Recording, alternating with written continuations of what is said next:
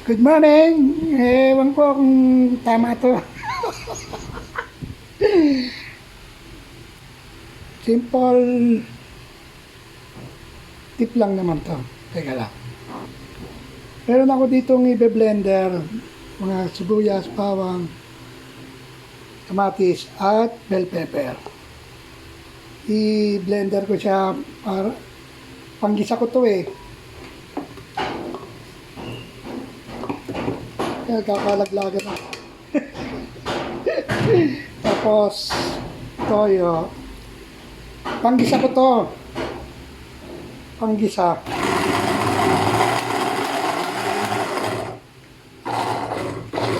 Stack up.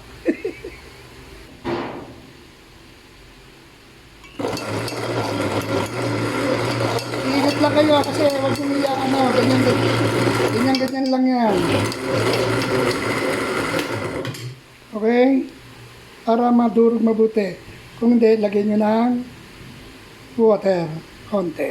Pero ako sanay na eh. Hindi na paabuti sa ilalim. Maganda to. Panggisa-gisa eh. Yan ah. Ayan.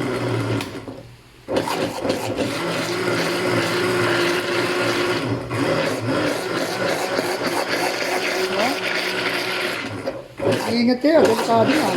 Kaya ako sanay na eh. Oh, pero takpan mo para mas safe. Okay? Saka ako igigisa yan. Magluluto ako ng pitadong kalabaw.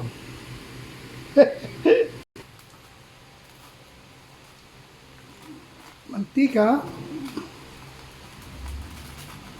Isali na yung mga blender. Woo!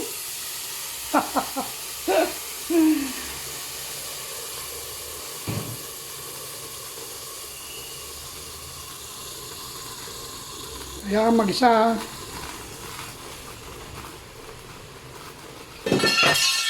Ayun, nagkalaglagan na po. Kaya lang mag-isa yan. Lagyan nyo ng patis pampabango. Maamoy ng kapitbahay. Masarap linuluto nyo. Tignan nyo guys, sarsa na kaagad oh. Diba?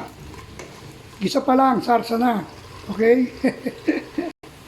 Ito ang kalabaw. Pag isang-gisa na, lagay na ang kalabaw. Lagay na paminta at petsin at asin.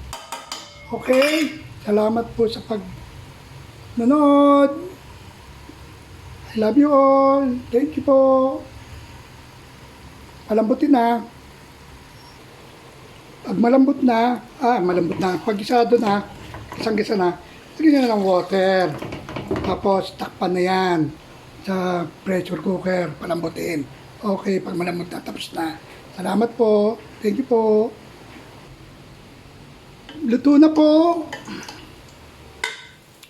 Kaya na po tayo. Salamat po sa panonood. Salamat. At ayan ah, sarsang-sarsa yung mga blended, no? Salamat po. Thank you for watching.